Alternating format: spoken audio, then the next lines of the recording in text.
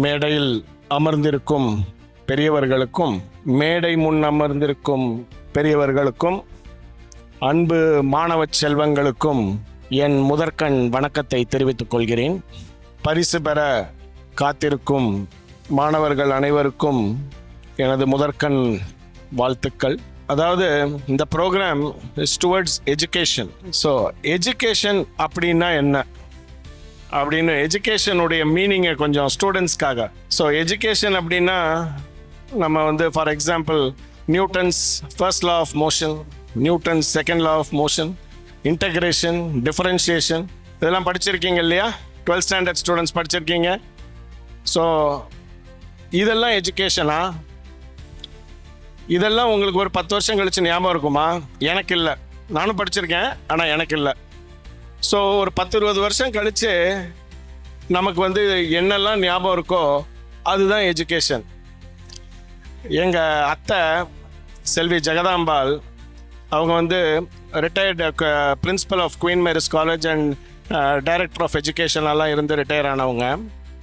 இந்த தலைமைச் சங்கத்தினுடைய மகளிர் அணி தலைவியாகவும் இருந்திருக்கிறாங்க. அவங்க எனக்கு பாடம் சொல்லி கொடுத்தவங்க. அவங்க மேத்தமேட்டிக்ஸ் ப்ரொஃபஸரு. இப்போ ஒரு எக்ஸாம்பிளுக்கு சொல்லணும்னா +2க்கு தொடர்ச்சியாக 13 வருஷமாக +2 கொஷின் பேப்பர் அவங்க தான் செட் பண்ணுவாங்க. அந்த மாதிரி தொடர்ச்சியாக 13 வருஷம் அவங்க டைமில் கண்டினியூஸாக +2 பேப்பர் கொஷின் பேப்பர் அவங்க தான் மேக்ஸுக்கு மட்டும் செட் பண்ணுவாங்க.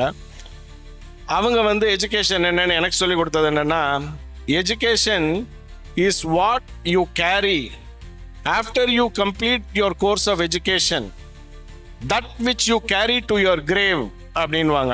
அதாவது நீ சாகுற வரைக்கும் உன் கூட எது வருதோ அதுதான் கல்வி, அதுதான் எஜுகேஷன் அப்படின்வாங்க. அப்படின்னா சத்தியமாக நமக்கு இந்த Newton's first law of motion எதுவுமே ஞாபகம் இருக்க போகிறதில்ல. அப்போ என்னதான்ப்பா எஜுகேஷன் அப்படின்னா, எஜுகேஷன் அப்படிங்கிறது ஒரு உதாரணத்துக்கு சயின்ஸில் தான் இந்த லா அந்த லா எல்லாமே படிச்சிருப்போம். எல்லாமே மறந்து போயிடும். ஆனால் சயின்ஸு கடைசியாக நமக்கு ஒன்று மட்டும் நிலைநாட்டி வச்சுருக்கோம். என்னென்னா பகுத்தறிவோடு செயல்படு, ரேஷ்னல் திங்கிங், ரீசனிங். இதெல்லாம் தான் நம்ம சயின்ஸில் கற்றுக்கிற விஷயம். 50 வயசானாலும் சரி, 60 வயசானாலும் சரி, பகுத்தறிவோடு செயல்படு, rational thinking, logical thinking. This is what we carry to our grave, not the Newton's first law of motion or integration and differentiation. So எஜுகேஷனில் அதுதான் நமக்கு நிற்கிறது. ஒரு உதாரணத்துக்கு ஹிஸ்ட்ரி எடுத்துக்கோங்க. தாஜ்மஹாலை ஷாஜஹான் என்று கட்டினார். எத்தனை பேருக்கு ஞாபகம் இருக்கு? இப்போ படித்த ஸ்டூடெண்ட்ஸ் உங்களுக்கு வேணால் ஞாபகம் இருக்கலாம், எங்களுக்கெல்லாம் இல்லை, மறந்துட்டோம்.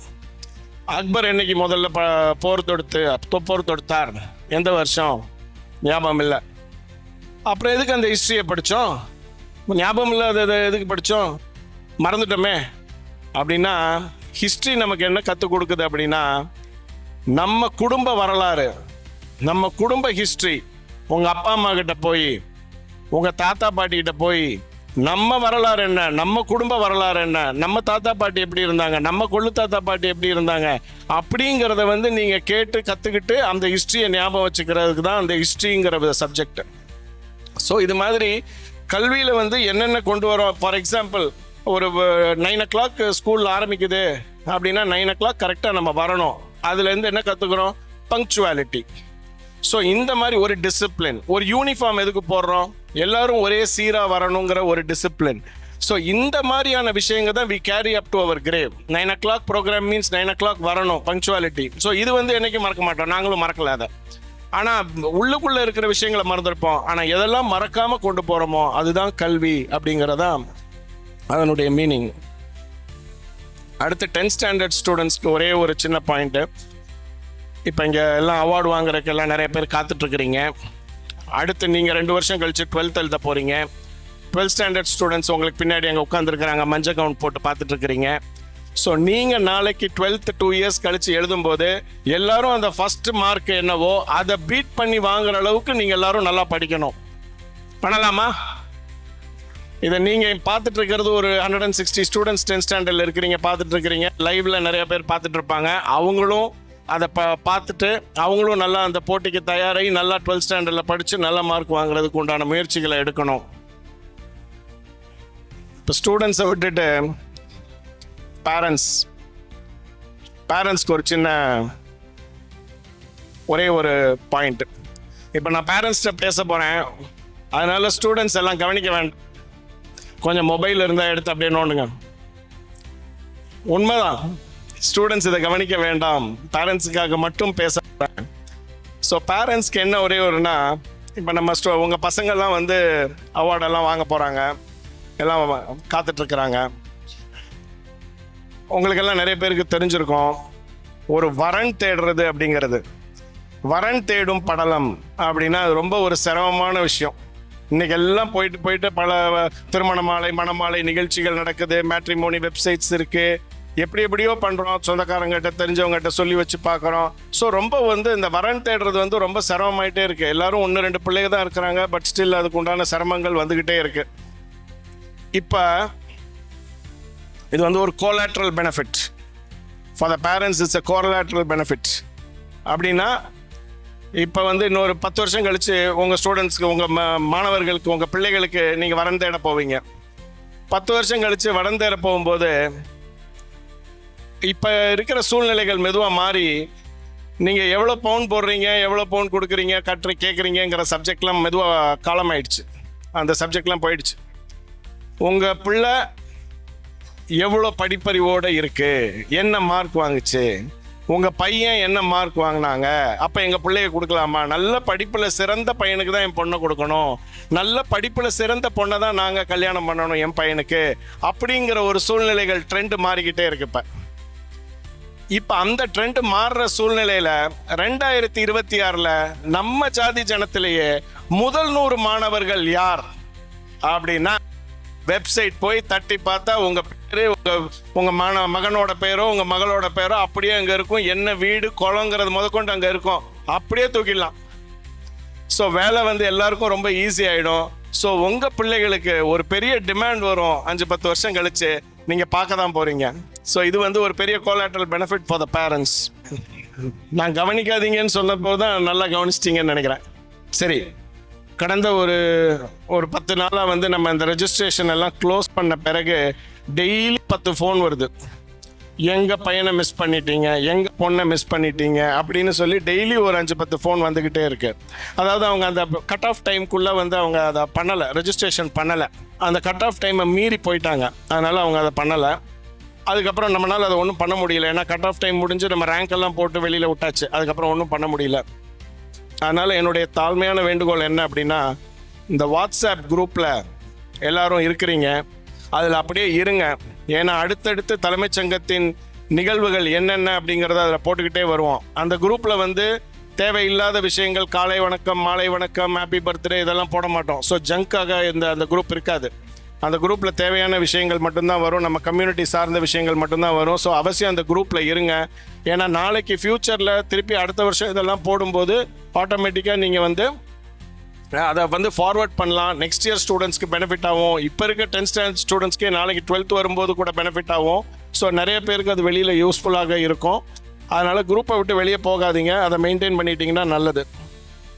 இப்போ அடுத்தது டோனர்ஸ்க்காக ஒரு பாயிண்ட்.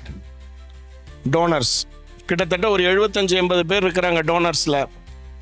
அந்த 80 பேரில் ஸோ டோனர்ஸ் வந்து 27 லட்சம் ரூபா டொனேஷன் கொடுத்துருக்காங்க இந்த வருஷம்.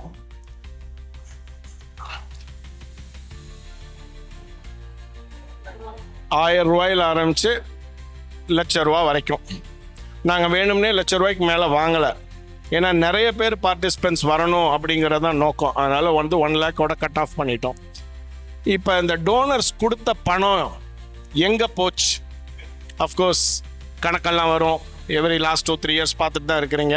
அதே மாதிரி எல்லாமே ஈவெண்ட் முடிச்சுட்டு எல்லா அக்கௌண்ட்ஸும் வெளியில் பப்ளிஷ் பண்ணிவிடுவோம், அதெல்லாம் இருக்குது. இதை தவிர எனக்கு வந்து ஒரு டச்சிங்கான ஒரு ஸ்டோரி இருக்குது, அதை சொல்லிடுறேன். ஏன்னா டொனேஷன் பணம் எங்கே போகுது அப்படிங்கிறது எல்லாருக்கும் தெரியணுங்கிறதுக்காக இப்போ சமீபத்தில் நடந்த ஒரு நிகழ்ச்சியை சொல்கிறேன். ஒரு 10 நாள் இருக்கும், இல்லை 1 வாரம் 10 நாளுக்குள்ளே. இந்த 1 வாரம் 10 நாளுக்குள்ளே இந்த ஸ்டூடெண்ட்ஸ் எல்லாரும் யார் பேரில் செக் வேணும்னு சொல்லுங்கன்னு சொல்லி வாட்ஸ்அப் குரூப்பில் போட்டுட்டு இருந்தோம். ஸோ வாட்ஸ்அப் குரூப்பில் யார் பேருக்கு செக் வேணும்னு கேட்குறோம். அப்படி கேட்கும்போது என்னுடைய மொபைலுக்கு ஃபோனுக்கு ஒரு பொண்ணு ஒன்று ஃபோன் பண்ணுச்சு. அந்த ஃபோன் போட்டு இது மாதிரி தலைமைச் சங்கமாக என்னன்னு கேட்டுச்சு. ஆமாம்மா சொல்லுங்க சார், எனக்கு வந்து செக்கு டீட்டெயில்ஸ் எல்லாம் கேட்டிருக்கீங்க, எவ்வளோ வந்து ப்ரைஸ் மணி அப்படின்னு கேட்டுச்சு. ஸோ எவ்வளோ ப்ரைஸ், ஃபஸ்ட்டு கொஸ்டினே அப்படி தான், எவ்வளோ ப்ரைஸ் மணி, செக்கு டீட்டெயில் கேட்டிங்களா, எவ்வளோ ப்ரைஸ் மணி அப்படிங்கிற மாதிரி கேட்டுச்சு. நான் அந்த பொண்ணு அப்படி கேட்கவுமே புரிஞ்சுக்கிட்டேன், சரி ஏதோ பொருளாதாரத்தில் கொஞ்சம் வீக்காக இருப்பாங்க போல இருக்குது. பொதுவாக பேரண்ட்ஸ் கேட்பாங்க என்ன செக் மணி என்ன ஏதுன்னுட்டு, ஸ்டூடெண்ட்ஸ் கேட்க மாட்டாங்க. இருந்தாலும் அந்த பொண்ணே ஃபோன் போட்டுச்சு கேட்டுச்சுன்னு. ஏன்னா ப்ரைஸ் மணி சொல்லணும்னா எனக்கு எந்த கிளாஸ்ன்னு தெரியணும். ஸோ அடுத்து வந்து ஏமா நீ 12th 10th கேட்டேன். நான் 12th சார் அப்படின்ச்சு. சரிம்மா நீ ப்ரைவேட் ஸ்கூலா கவர்மெண்ட் ஸ்கூலான்னு கேட்டேன். நான் கவர்மெண்ட் ஸ்கூல் சார். எந்த ஊருமான்னு கேட்டேன். ஏதோ ஒரு ஊரை சொல்லிச்சு. நான் சொல்ல இங்கே சொல்லலைண்ணா, ஏதோ ஒரு ஊரை சொல்லிச்சு. சரிம்மா என்ன ரேங்க்குன்னு தெரிஞ்சால் தான் நான் என்ன ப்ரைஸ் பண்ணின்னு சொல்ல முடியும். ஏன்னா ஃபஸ்ட் ரேங்க்குக்கு வேறு ப்ரைஸ் இருக்குது, 100வது ரேங்க்குக்கு வேறு ப்ரைஸ் இருக்குது. ஒரு ரேங்க் என்னம்மா அப்படின்னு கேட்டேன். 10லேருந்து 100க்குள்ளே ஒரு ரேங்க்கை சொல்லிச்சு.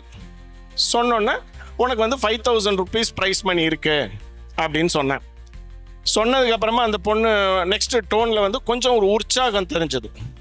கொஞ்சம் வந்து ஒரு 5000 அப்படிங்கவும் ஒரு இந்த டோனில் வந்து ஒரு மாற்றம், ஒரு உற்சாகம் தெரிஞ்சது. இவ்வளோ தூரம் சரி, இவ்வளோ உற்சாகம் அந்த பொண்ணுக்கு அந்த 5000ன்னு சொன்னோன்னா அது உற்சாகமாக தெரியுது அப்படின்னு சொல்லிட்டு எனக்கு வந்து அடுத்த கேள்வி கேட்கணும்னு தோணுச்சு. ஏன்னா அவங்க பொருளாதார சூழ்நிலை எப்படி இருக்கும் அப்படின்னு தெரிஞ்சுக்கணுங்கிறதுக்காக, ஏம்மா உங்கள் அப்பா என்ன பண்ணுறாரு அப்படின்னு கேட்டேன். எங்கள் அப்பா வந்து காளான் விற்கிறார் சார், கார்ன் விற்பார் சார் அப்படின்னுச்சு. ஓ மார்க்கெட்டில் எதுவும் கடை போட்டிருக்காராமா அப்படின்னேன். இல்லை சார், காலையில் போயிட்டு சாயந்தரம் வந்துடுவார் அப்படின்னுச்சு. ஸோ அது வந்து மேபி ஒரு தள்ளு வண்டியில் போவாருன்னு நினைக்கிறேன், தள்ளு வண்டி வச்சு வித்துட்ருப்பாருன்னு நினைக்கிறேன். அதை சொல்கிறத வந்து அப்படி சொல்லாமல் அந்த பொண்ணு வந்து அப்படி சொல்லிச்சு. ஸோ காலையில் போயிட்டு சாயந்தரம் வந்துடுவார் சார் அப்படின்ச்சு.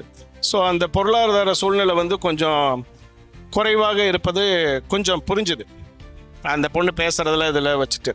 சரின்ட்டு அடுத்து இன்னொரு கொஷின் கேட்டேன். ஏதாவது ட்ராவல் அசிஸ்டன்ஸ் கொடுக்கணுமோ என்னவோ நினச்சிக்கிட்டு அடுத்த கேள்வி கேட்டேன். ஏம்மா நீங்கள் இருக்கிறது சொந்த வீடா அப்படின்னு கேட்டேன். இல்லை சார் வாடகை வீடு. எவ்வளோம்மா வாடகை அப்படின்னு கேட்டேன். 3000 ரூபா சார் வாடகை அப்படின்னுச்சு. ஸோ ஒவ்வொரு பாயிண்ட்டையும் பார்த்துக்கோங்க. நம்ம ஒவ்வொரு இடத்துலையும் நான் ஒரு எக்ஸ்பெக்டேஷன் வந்து கொஞ்சம் ஹையராக எக்ஸ்பெக்ட் பண்ணி நான் ஏதோ ஒரு கேள்வி கேட்டுக்கிட்டே வரேன். ஆனால் ஒவ்வொரு இடத்துலையும் அந்த பொண்ணு வந்து லோவர் எக்ஸ்பெக்டேஷன் உண்டான ஒரு ஆன்சர் கொடுத்துக்கிட்டே வருது ஒன்றொன்னா. இதுக்கு மேலே இன்னொரு ஒவ்வொன்றும் கேட்க நமக்கு அப்படியே மனசு வலிக்கிற மாதிரி ஒரு சுச்சுவேஷன் போகுது. இதுக்கப்புறம் இன்னொரு பெரிய இடி இருக்குது, இதுக்கப்புறம் இன்னொரு பெரிய இடி இருக்குது. சரி அப்பா தான் ஏதோ காளான்லாம் விற்கிறாரு, வேலைக்கு போகிறாருன்னு சொல்கிற, அம்மா என்ன பண்ணுறாங்கன்னு. அம்மா இல்லை சார் இருந்துச்சு. இன்னும் அடுத்து தூக்கி வாரி போட்டுச்சு. என்னடா அம்மாவே இல்லைங்கிறேன்னு. சரி என்னமோ இதாகிடுச்சு போல இருக்கு, என்ன காரணம்னு தெரிலன்னு சொல்லிட்டு, ஏம்மா அம்மாவுக்கு என்னாச்சுன்னு கேட்டேன். நான் ஃபஸ்ட் ஸ்டாண்டர்ட் படிக்கும்போதே அம்மா இறந்துட்டாங்க சார் அப்படின்ச்சு. ஸோ அடுத்த கதவும் சாத்தப்பட்டாச்சு. ஒவ்வொரு கதவாக சாத்திட்டு வராங்க. சரி வீட்டில் யார் யார், அப்போ நீயும் உங்கள் அப்பாவும் மட்டும் இருக்கிறீங்களாம்மா அப்படின்னேன். வேற யாருமா இருக்கா வீட்டில் என்ன? வீட்டில் எனக்கு ஒரு தம்பி தங்கச்சின்னுச்சு. அடுத்த இடி.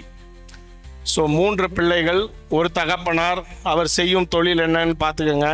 ஸோ இறைவன் வந்து ஒரு கதவை சாத்தினா இன்னொரு கதவை திறப்பார்னு சொல்லுவாங்க. இந்த குடும்பத்தில் எல்லா கதவையும் சாத்தி வச்சிருக்கு. ஸோ இந்த கதவெல்லாம் நம்ம தான் திறந்து விடணும். இங்கே இருக்க டோனர்ஸு நம்மெல்லாம் இன்னும் கொஞ்சம் அதிகமாக டொனேஷன் கொடுத்து நம்ம இந்த கதவுகளை திறந்து விட வேண்டியது தான் நம்மளுடைய பொறுப்பு. மேபி இந்த கதவெல்லாம் பூட்டி வச்ச இறைவன் அந்த சாவியை நம்மகிட்ட தான் கொடுத்துருக்காரோ என்னவோ, நம்ம தான் அந்த சாவி எடுத்துகிட்டு போய் திறந்து விடணும்னு நினைக்கிறேன். காமாட்சி அம்மனை வந்து இந்த எல்லாரும் இந்த சபையில் இருக்கும்போது கேட்டுக்கிறேன், எல்லா கதவையும் மூடி விட்டுறாத, ஏதாவது 1-2 கதவுகளையாவது திறந்து விடு. சோதனை பண்ணலாம், சோதிக்கலாம், ஆனால் ரொம்ப கஷ்டத்தை படுத்திடக்கூடாது அப்படிங்கிறது என்னுடைய வேண்டுகோள் கடவுளுக்கு. நம்மெல்லாம் குலதெய்வ கோயில்கள் எங்கிட்ட டேட்டா பேஸ் இருக்குது. 350 குலதெய்வ கோயில்கள் டேட்டா பேஸ் எங்கிட்ட இருக்குது. இன்னும் எங்கிட்ட இல்லாத கோயில்களும் நிறைய இருக்குது. அத்தனை கோயில்களுக்கும் 12 வருஷத்துக்கு ஒரு தடவை கும்பாபிஷேகம், பல கோடி ரூபா செலவு. சித்ரா பௌர்ணமி, இந்த விழா அந்த விழா அப்படின்னு சொல்லி எல்லாத்துக்கும் பல கோடி ரூபா செலவு பண்ணுறோம். அதெல்லாம் செலவு பண்ண வேணான்னு நான் சொல்லலை, எல்லாமே செலவு பண்ணுவோம். ஆனால் அதுக்கெல்லாம் செலவு பண்ணும்போது ஏன் ஒரு சிறிய ஒரு டொனேஷனை இந்த பர்பஸ்க்காக கொடுக்கக்கூடாது? எல்லாரையும் சிந்திக்க வைக்க வேண்டிய அந்த குழந்தை சொன்ன அந்த மாணவி சொன்ன ஒரு சின்ன ஸ்டோரி, அது மாதிரி நிறைய பேர் இருக்கிறாங்க. அதில் ஒரு ஸ்டோரியை தான் நான் சொன்னேன். அவங்க ரவீந்திரநாத் மாமாலாம் அவருடைய நம்பர் தான் போட்டிருக்கோம். அந்த பொண்ணு தெரியாமல் என் நம்பர் கிடச்சிருச்சு, நான் அந்த ஸ்டோரி கேட்டுட்டேன். ஆனால் அவர் வந்து நிறைய என்கிட்ட சொல்லுவார், இப்படி சொன்னாங்கங்க, அப்படி சொன்னாங்கங்க, நம்ம ஏதாவது எக்ஸ்ட்ரா பண்ண முடியுமான்னு அவர் நிறைய சொல்லுவார். நம்ம ஒன்றும் பண்ண முடியாதுங்க, நம்மகிட்ட 27 லட்ச ரூபா தான் டொனேஷன் இருக்குது, அதை வச்சு நம்ம 5000 ரூபா தான் கொடுக்க முடியும் அப்படின்னு சொல்லி க்ளோஸ் பண்ணிடுவேன். அந்த கிட்டத்தட்ட 375 ஸ்டூடெண்ட்ஸ்க்கு இன்னைக்கு அவார்ட்ஸ் போகுது. 5000 rupees and 10th standard 4000 rupees. அதை கணக்கு பண்ணிக்கிட்டிங்கனாலே கிட்டத்தட்ட 19 lakh rupees டிஸ்பர்ஸ் ஆகிடுது. ஸோ 27 லட்சத்தில் 19 லட்சம் ஸ்டூடெண்ட்ஸ்க்கே டைரெக்டாக செக்காகவே இஷ்யூ ஆகிடுது. அதுக்கப்புறம் மிச்ச ஷீல்டு, மெடலு, சர்டிஃபிகேட்டு, இந்த பேம்ப்ளெட்ஸு, வாட்எவர், யூடியூப் லைவு. ஏன் யூடியூப்லாம் போட்டிருக்கோம்னா அந்த குழந்தைகளுக்கு ஒரு அங்கீகாரமும் கிடைக்கணும். நாளைக்கு இன்னும் நிறைய ரெஜிஸ்ட்ரேஷன்ஸ், யாரும் இந்த மாதிரி மிஸ் பண்ணவங்கலாம் மிஸ் ஆகக்கூடாது, எல்லாரும் உள்ளே வரணும் அப்படிங்கிற பர்பஸ்க்காக தான் போட்டிருக்கோம். ஸோ டோனர்ஸ் வந்து இன்னும் கொஞ்சம் முன் வந்து இன்னைக்கு 27 லட்ச ரூபா கொடுத்ததை நாளைக்கு 1 கோடி ரூபா இல்லை பல கோடி ரூபாயா மாற்றி கொடுத்தா பெனிஃபிஷரிஸ் இருக்காங்க, டோனர்ஸ் இருக்காங்க. இந்த 24 மனை தெலுங்கு செட்டியார் தலைமைச் சங்கமும் இந்த 24 மனை தெலுங்கு செட்டியார் சேரிட்டபிள் ட்ரஸ்டும் இங்கு வேலை பார்க்கும் தன்னார்வலர்கள் அனைவரும் ஒரு சிறிய பாலம்தான். we are just a bridge between the donors and the beneficiaries. So donors எல்லாம் மேலும் மேலும் மனசு வச்சு பெருசாக வாங்க. கண்டிப்பாக இந்த பெனிஃபிஷியரிஸை நம்ம வந்து இம்ப்ரூவ் பண்ணுவோம். 24 மணி நேர கல்வியில் பீட் பண்ணிக்கிறதுக்கு யாருமே இல்லை, நம்மளை போல கல்வியில் யாரும் இல்லை அப்படிங்கிறத அடிச்சு பண்ண வைப்போம். ஒரு 10 வருஷம் டைம் இதை பண்ணுவோம், நீங்களே சேஞ்சை பார்ப்பீங்க எங்கே போய் நிற்கிறோம் அப்படின்ட்டு. நன்றி, வணக்கம்.